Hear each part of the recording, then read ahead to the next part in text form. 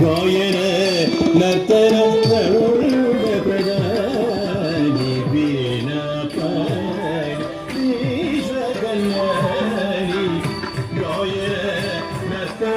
ಜನಪ್ರಿಯ ನಾಯಕರು, ಜನನಾಯಕರು, ಮಾನ್ಯ ಲೋಕಸಭಾ ಸದಸ್ಯರು, ಮಾನ್ಯ ಕರ್ನಾಟಕ ಸರ್ಕಾರದ ಸಚಿವರು, ಹೊಸಕೋಟೆ ತಾಲೂಕಿನ ಅಧಿಕಾರಿಗಳಂತ ಸನ್ಮಾನ್ಯ ಶ್ರೀ ಡಿ.ಆರ್. ಬಚ್ಚೇಗೌಡರು ಆಗಮಿಸಿದರೆ, ಜೊತೆಗೆ ಗೋಪಾಲಗೌಡರು ಸಹ ಉಪಸ್ಥಿತಿದ್ದಾರೆ. ಉತ್ತಮವಾದಂತ ಕಾರ್ಯಕ್ರಮ. ಈ ಕಾರ್ಯಕ್ರಮವನ್ನು ಆಯೋಜನೆ ಮಾಡಿರುವಂತಹ ನಮ್ಮ ಮುನಿಯಪ್ಪ ಹಾಗೂ ಎಲ್ಲ ಕುಟುಂಬದವರು, ಕಾರ್ಯಕಾರಿ ಸಮಿತಿ ನಾವು ಆಭಾರಿಯಾಗಿದ್ದೇವೆ. ಓಂಕಾರ ಕಾರಿಣಿ ಶ್ರೀ ನವಚೇತನ ಕಲಾ ಅಕಾಡೆಮಿ ತಂಡ ಅಧ್ಯಕ್ಷರ ಸನ್ಮಾನ್ಯ ಶ್ರೀ ಬಚ್ಚಣ್ಣ.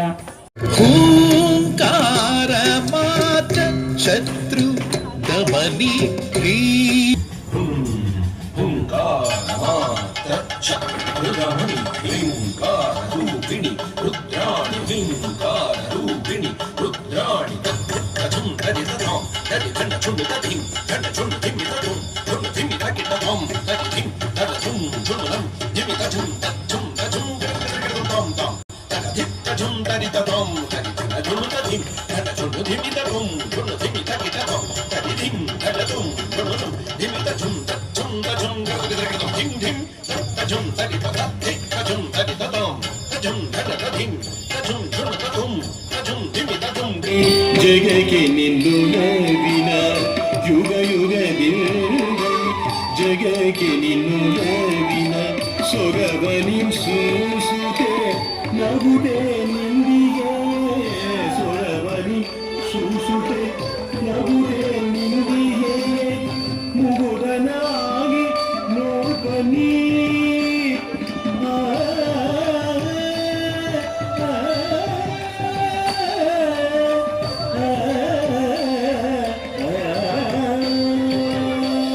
ಇಮಾಮನ ಅಮಾವಾಸ್ಯೆ ಪ್ರಯುಕ್ತ ಅನ್ನಸಂತರ್ಪಣೆ ಮತ್ತು ವಿಶೇಷ ಪೂಜೆ ಮತ್ತು ಮಕ್ಕಳಿಂದ ಭರತನಾಟ್ಯ ಕಾರ್ಯಕ್ರಮವನ್ನು ಇವತ್ತು ಆಯೋಜನೆ ಮಾಡಿಕೊಂಡಿದ್ದು, ಸುಮಾರು ನಾವು 3 ವರ್ಷಗಳಿಂದ ಈ ಭೀಮನ ಅಮಾವಾಸ್ಯೆಗೆ ಅನ್ನಸಂತರ್ಪಣೆ ಸುಮಾರು 4 ರಿಂದ 5 ಸಾವಿರ ಜನಕ್ಕೆ ಬೆಳಗ್ಗೆ 9 ಗಂಟೆಯಿಂದ ಸಂಜೆ 5 ಗಂಟೆವರೆಗೂ ಈ ಒಂದು ಅನ್ನಸಂತರ್ಪಣೆ ನಡೆಯುತ್ತದೆ. ಇದರಲ್ಲಿ ಎಲ್ಲ ಉಪ್ಪಾರಹಳ್ಳಿ, ಕಲ್ಲಹಳ್ಳಿ, ಆಲ್ಪುರಹಳ್ಳಿ, ಸುತ್ತಮುತ್ತಲಿನ ಕುಂಬ್ಳಹಳ್ಳಿ ಇಡೀ ತಾಲೂಕಿನ ಜನ ಭಾಗವಹಿಸಿ ಈ ಭಕ್ತಾದಿಗಳ ಪೂಜೆಯನ್ನು ನೆರವೇರಿಸಿ ಅನ್ನದಾನವನ್ನು ಸ್ವೀಕಾರ ಮಾಡಿ ಎಲ್ಲ ಭಕ್ತಾದಿಗಳು ಹೊರಡ್ತಕ್ಕಂಥ ಕಾರ್ಯಕ್ರಮ. ಈ ಒಂದು ಮದ್ದೂರಮ್ಮ ಒಂದು ದೇವಿಯರ ಸುಮಾರು 100 ವರ್ಷಗಳ ಒಂದು ಪುರಾತನ ದೇವಸ್ಥಾನ ಇದು. ಹಿಂದೆ ನಮ್ಮ ತಾತ ಮುತ್ತಾತ, ಇವಾಗ ನಮ್ಮ ಅವಧಿಗೆ 3ನೇ 4ನೇ ಅವಧಿಗೆ ಇವತ್ತು ನಾವು ಈ ದೇವಸ್ಥಾನದ ಒಂದು ಜವಾಬ್ದಾರಿಗಳನ್ನು ವಹಿಸಿಕೊಂಡು ಕೆಲಸ ಮಾಡ್ತಾ ಇದ್ದೀವಿ. ಇದಕ್ಕೆ ಈ ಮದ್ದೂರಮ್ಮ ದೇವಸ್ಥಾನ 100 ವರ್ಷಗಳ ಒಂದು ಇತಿಹಾಸ. ಇದಕ್ಕೆ ಭೂಮಿ ಕೊಟ್ಟಿರ್ತಕ್ಕಂಥವರು ಗುಂಡೋಪಂತು ನಮ್ಮೂರ ಶಾನಭಗರು.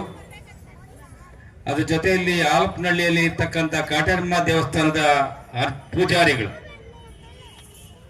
ಅವರು ಈ ಪಕ್ಕದಲ್ಲಿ 2 ಜಾಗವನ್ನ ಈ ದೇವಸ್ಥಾನಕ್ಕೆ ಕೊಟ್ಟಿರ್ತಕ್ಕಂಥ ದಾನಿಗಳು.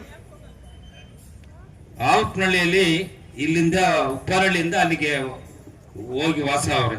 ಕಾಟೇರಮ್ಮ ದೇವಸ್ಥಾನ ನಿರ್ಮಾಣ ಮಾಡಿದಂತ ಅವರು ಆ ಜಮೀನು ಇವರು ದಾನ ಕೊಟ್ಟಿರ್ತಕ್ಕದ್ದು. ಇದು ತಾಲೂಕು ಅಭಿವೃದ್ಧಿ ಮಂಡಳಿ ಅಂತ ನಡೆಸ್ಕೊಂಡು ಬರ್ತಾ ಇತ್ತು.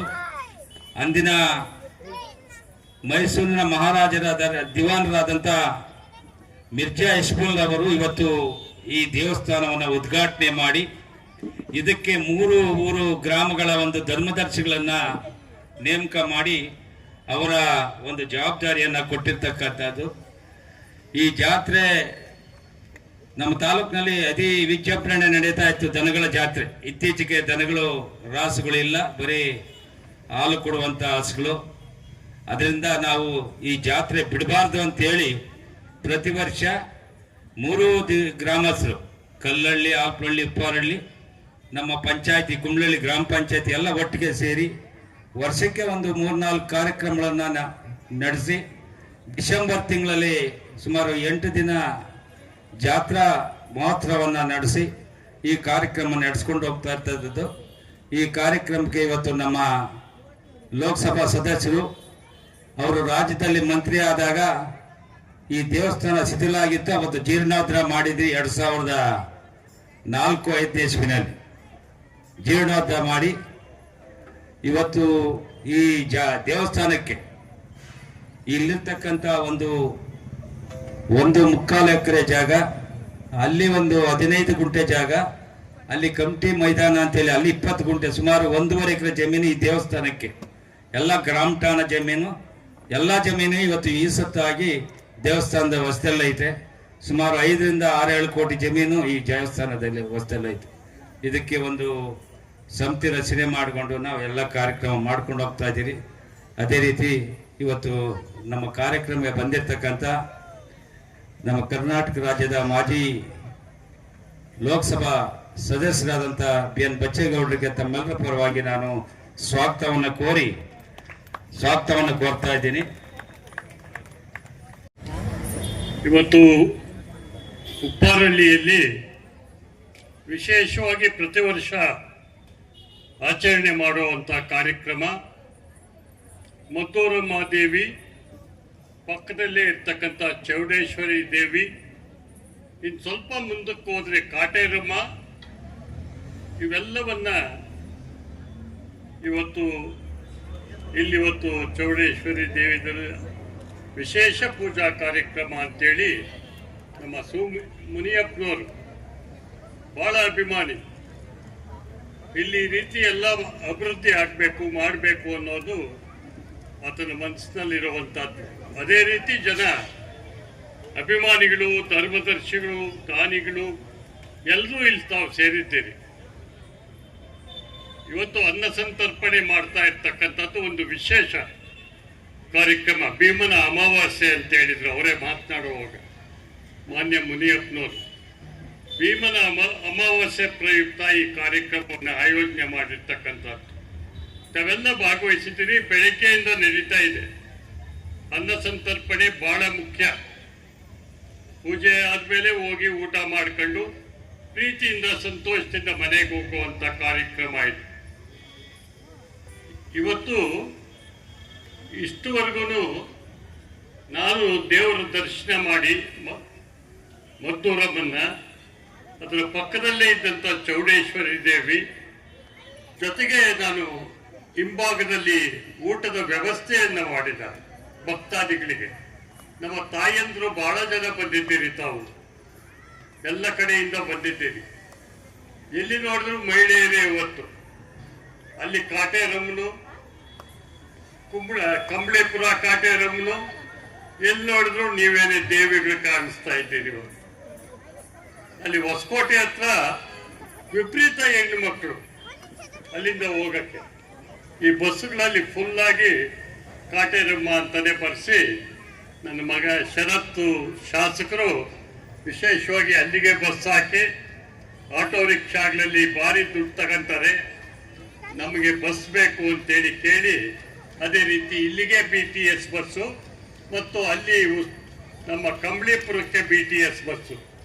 ಅದ್ರ ಬಗ್ಗೆ ಗೋಪಾಲ್ ಗೌಡರಿಗೆ ಚೆನ್ನಾಗಿ ಮಾಹಿತಿ ಇದೆ. ಅಲ್ಲಿ ಕಂಬಳೀಪುರದಲ್ಲಿ ಇರ್ತಕ್ಕಂಥದ್ದಕ್ಕೆ ಏನು ಅಂತಂದ್ರೆ ಭಕ್ತಿ ಪ್ರಧಾನವಾಗಿರ್ತಕ್ಕಂಥದ್ದು ನಮ್ಮ ತಾಯಿಯಂದರು ತಿಳ್ಕೋಬೇಕು ಮತ್ತು ಅಕ್ಕ ತಂಗಿಯರು ತಿಳ್ಕೋಬೇಕು ಈ ವಿಷಯನ. ಅವರಿಗೆ ಬಹಳ ಅಚ್ಚುಮೆಚ್ಚಾಗಿ ಇದು ಇರ್ತಕ್ಕಂಥದ್ದು ಕಾಟೇರಮ್ಮ, ಇಲ್ಲಿ ಮದ್ದೂರಮ್ಮ, ವಿಶೇಷವಾಗಿ ಮದ್ದೂರಮ್ಮ. ನಾನು ಚಿಕ್ಕ ಹುಡುಗನಾಗಿಂದ ನಮ್ಮ ದಿವಂಗತ ಚನ್ನಬೈರೇಗೌಡರು ಗೊತ್ತಿದ್ದಾರೆ ತಮಗೆ. ಅವರ ಇದರಲ್ಲಿ ಇಲ್ಲಿ ಜಾತ್ರೆ ನಡೀತಾ ಇತ್ತು ಆ ಕಾಲದಲ್ಲಿ. ಅದನ್ನೆಲ್ಲ ಹೇಳಿದ್ದಾರೆ ಮಾನ್ಯ ಮುನಿಯಪ್ಪನವರು. ಜಾತ್ರೆ ಬಹಳ ವಿಶೇಷ ಇದು, ಅಂದ್ರೆ ದನಗಳ ಜಾತ್ರೆ ಅಂತೇಳಿ. ಈ ಜಾತ್ರೆ ಆದ್ಮೇಲೆ ಆ ಕಡೆ ದೊಡ್ಡಬಳ್ಳಾಪುರದಲ್ಲಿ ಇರ್ತಕ್ಕಂಥ ಘಾಟಿ ಸುಬ್ರಹ್ಮಣ್ಯೇಶ್ವರ ಸ್ವಾಮಿ, ಅಲ್ಲಿ ದೇವಸ್ಥಾನದಲ್ಲಿ ಪ್ರತಿ ವರ್ಷ ಘಾಟಿ, ಇದಾದ ಮೇಲೆ ಘಾಟಿಯಲ್ಲಿ. ಅದಕ್ಕೆ ಮೊದಲು ಈ ಕಡೆ ಎಚ್ ಕ್ರಾಸ್ ಆಯಿತು ಅಂದರೆ ಹೊಸಕೋಟೆ ಜಾತ್ರೆ, ಹೊಸಕೋಟೆ ಆಯಿತು ಅಂದರೆ ಘಾಟಿ ದಾಚನೆ. ಹೀಗೆ ಇದ್ದಂಥ ಪದ್ಧತಿ ಅದು.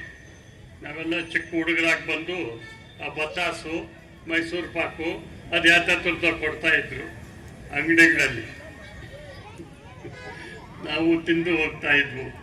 ಆ ಥರ ನಾವು ಬಂದಿರ್ತಕ್ಕಂಥದ್ದು. ಇವತ್ತು ಶಾಸಕರು ಬರಬೇಕಾಗಿತ್ತು, ಬರ್ತಾರೆ ತರುವಾಗಿ ಅನಿಸ್ತದೆ ನನಗೆ. ನೀವು ಹೋಗಿ ಪ್ರಾರಂಭ ಮಾಡಿ.